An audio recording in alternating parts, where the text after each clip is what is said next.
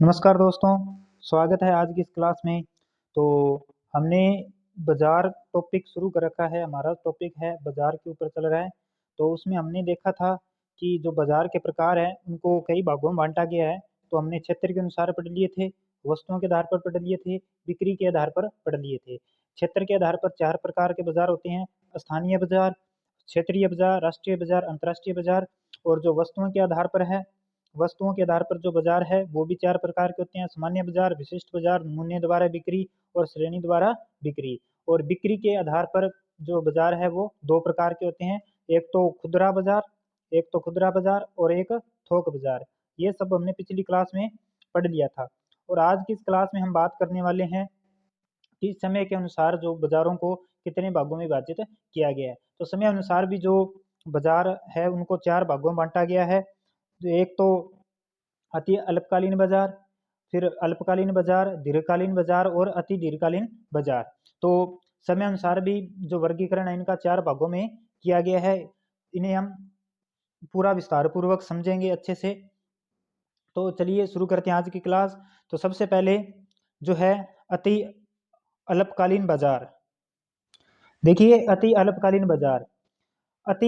बाजार वह समय अवधि अति अल्पकाल वह समयावधि है जिसमें मांग के अनुरूप पूर्ति को बढ़ाना संभव नहीं है, जिसमें मांग के अनुरूप पूर्ति को बढ़ाना संभव नहीं है। यानी कि जो अति अल्पकालीन बाजार है वह बाजार होता है जिसमें समय अवधि अत्यंत कम होने के कारण वस्तु की पूर्ति में कमी और वृद्धि नहीं हो सकती है। अर्थात जो पूर्ति है वो पूर्णतः स्थिर रहती है, पूर्ति में परिवर्तन नहीं होता है।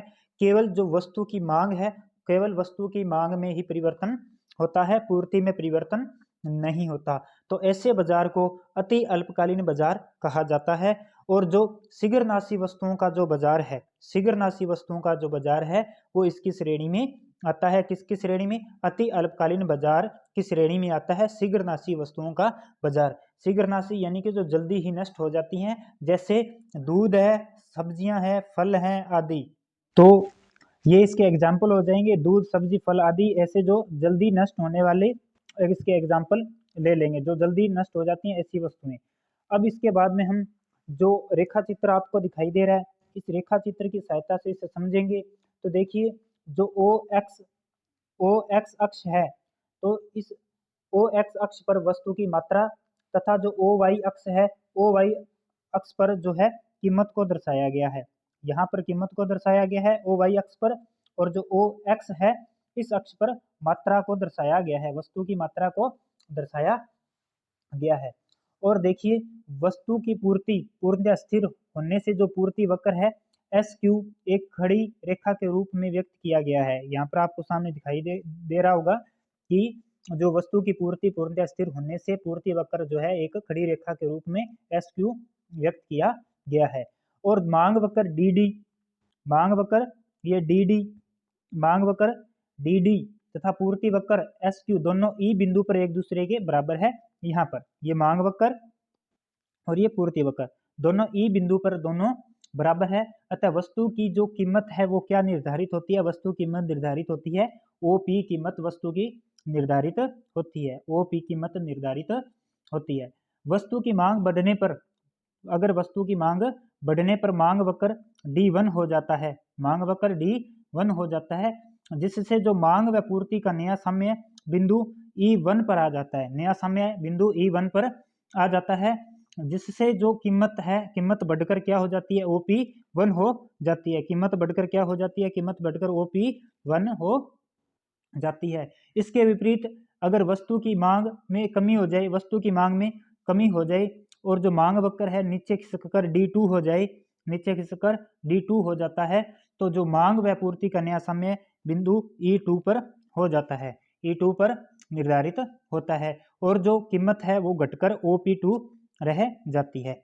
तो अतः जो अति अल्पकालीन बाजार है इसमें जो वस्तु की पूर्ति स्थिर होने के कारण वस्तु की मांग ही कीमत को प्रभावित करती है। ये बात आपने ध्यान में रखनी है कि जो अति अल्पकालीन बाजार है उसमें वस्तु की पूर्ति स्थिर होने के कारण वस्तु की मांग ही कीमत को प्रभावित करती है। कौन प्रभावित करती है? वस्तु की मांग ही कीमत को प्रभावित करती है, पूर्ति इसमें स्थिर रहती है। तो ये था हमारा अति अल्पकालीन बाजार। अब नेक्स्ट हम बात करेंगे अल्पकालीन बाजार के बारे में। अब देखिए अल्पकालीन बाजार, नंबर 2 है अल्पकालीन बाजार। देखिए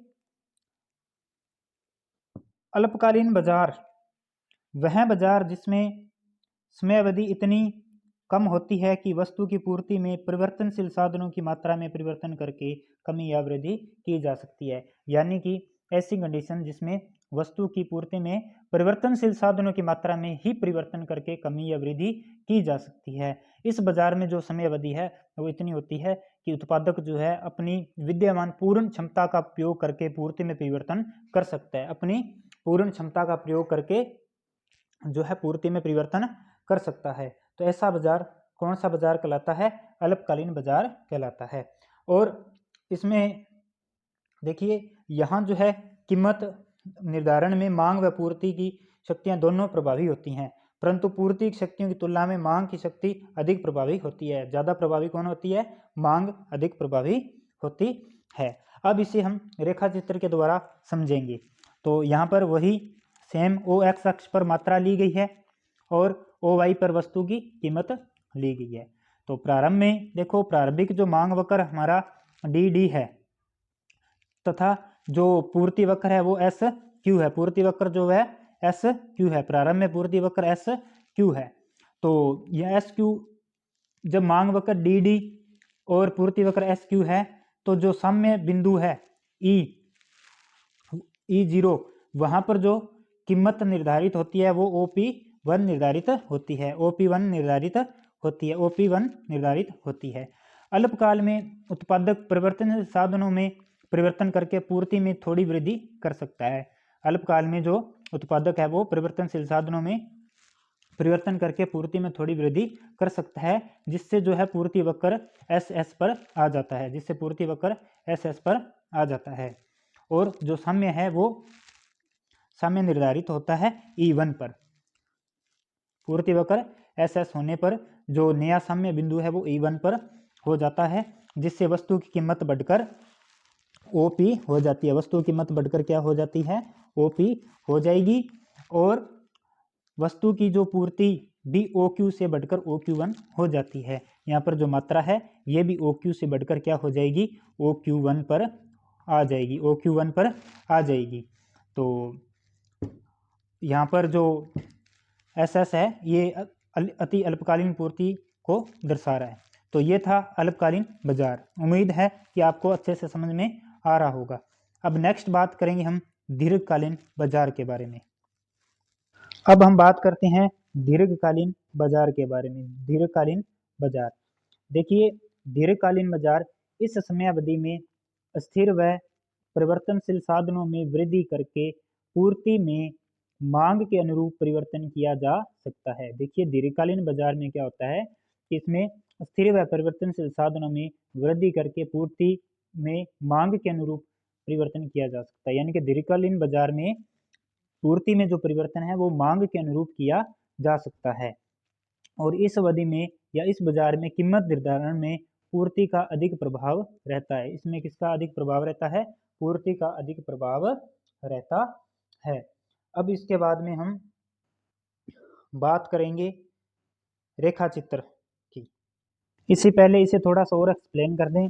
देखिए ये जो समय अवधि है, ठीक है, दीर्घकालीन समय अवधि यानी कि दीर्घकालीन बाजार इसमें क्या होता है? समय अवधि पर्याप्त होने से जो उत्पादन के सभी साधनों में परिवर्तन संभव होता है, उत्पादन के सभी साधनों में परिवर्तन संभव होता है, जिससे मांग के अनुरूप पूर्ति को घटाया या बढ़ाया जा सकता है। मांग के अनुरूप पूर्ति को घटाया या बढ़ाया जा सकता है। और दीर्घकाल में समय अवधि इतनी अधिक होती है कि उत्पादक स्थिर तथा परिवर्तनशील साधनों में वृद्धि करके वस्तु की पूर्ति को मांग के अनुरूप परिवर्तित कर सकता है। तो अब इसे हम रेखा चित्र के द्वारा समझेंगे। देखिए ओ एक्स अक्ष पर मात्रा और ओ वाई अक्ष पर कीमत को लिया गया है। और जो प्रारंभिक जो मांग वक्र है वो डी डी है, प्रारंभिक मांग वक्र डी डी है। और जो पूर्ति वक्र है प्रारंभिक वो एस क्यू पूर्ति वक्र है।